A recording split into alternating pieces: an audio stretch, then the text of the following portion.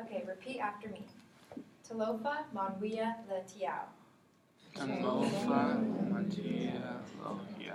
Okay, what we all attempted to just say was hello and good morning in Samoan.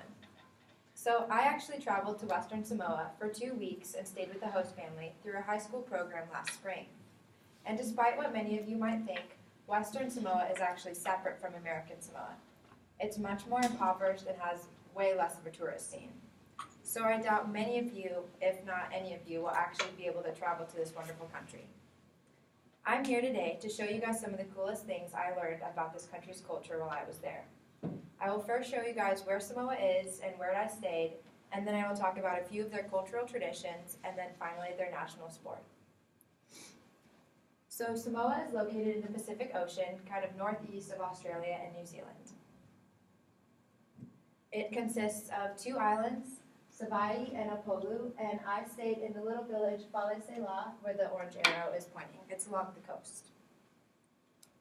And here are some photos of my village. This was a beach that was in the village, around a 2-minute walk from our houses. And then that photo on the right is the greenhouse, is my house that I stayed in.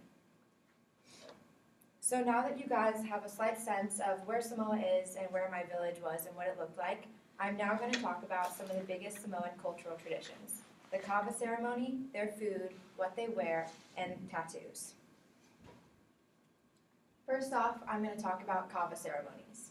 And kava is created by, it's sort of a potion that they create from smashing kava root into a paste and then mixing it with water. And according to Von Halscherman, in an article titled The Religious Meaning of the Kava Ceremony, he talks about how the kava bush is a religious and sacred plant that is important in every single ceremonious event in Samoa. He also pointed out how, unfortunately, many women cannot and do not participate in these activities because of their rigid gender rules. In Samoa, kava is believed to have healing powers and bring forth the truth, and it is said to have intoxicating effects on people when consumed. So here's a photo from a 2009 book about Samoan language and traditions of a kava bowl, and on the left is a photo of a watercolor painting from a 2008 book on Pacific Arts. And on this photo, you can see the kava bowl is engraved with different designs around it, and it always has 4 legs. That's how you can distinguish a kava bowl from any normal bowl in any culture. And in the watercolor painting, you can see the people are actually mashing and creating the potion inside the bowl.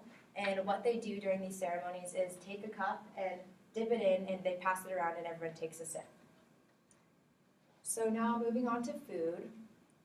Samoa's climate hasn't changed since 1958, as a book titled Cultivation in Samoa listed the 6 staple foods as taro, yam, ta'amu, coconut, breadfruit, and banana.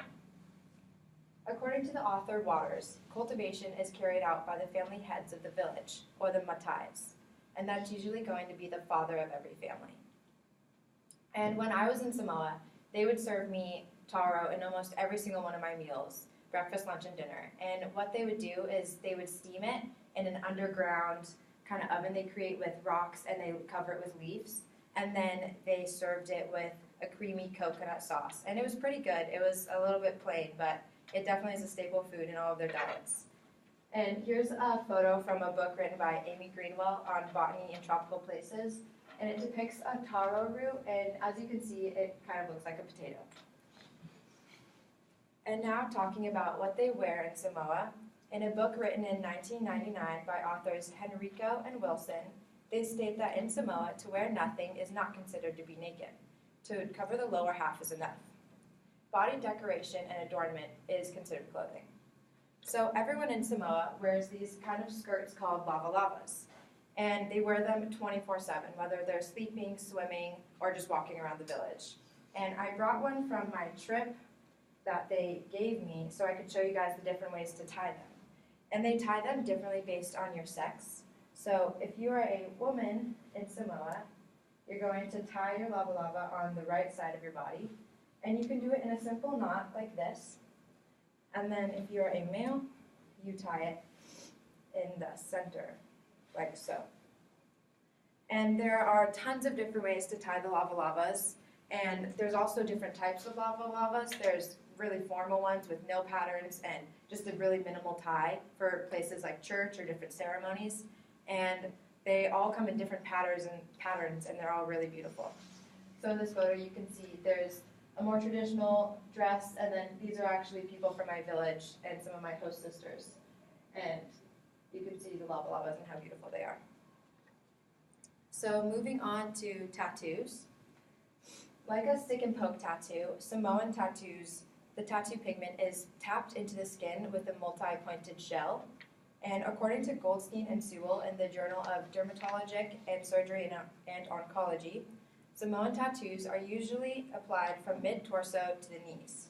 And usually more tattoos signifies more importance in the society. And as you can see in these photos, here's a photo of someone giving a tattoo, and in the middle we have a woman with tattoos from her upper thighs down to her knees. And then here on the right we have a man with tattoos along his arm. And it was actually really cool. One of my host brothers was really into tattoo art, and he had tattoos all along his inner arm, and he would practice on us constantly with Sharpies, just drawing all over his brothers and sisters. And that's actually what he wants to be when he grows up, to do tattoo art, because it's really meaningful in this society. So now that you guys know a little bit more about the sacred kava ceremony, their cultural foods, lava lavas and how to tie them, and the significance of tattoos, I'm going to talk a little bit about their national sport. So in Samoa, the most popular sport is rugby.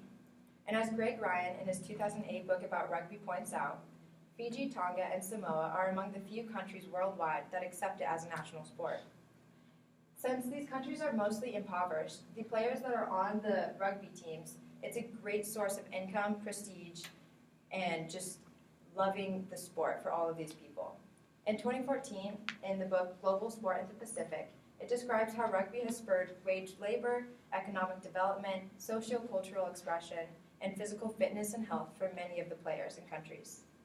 So as you can see in this photo, this is the national rugby team for Samoa, and it brings so many positive benefits to countries that are involved with this sport. And actually, one of my host brothers is on the national rugby team for Samoa, and his name is Aleki. So if any of you guys look up the national team, you'll be able to see him.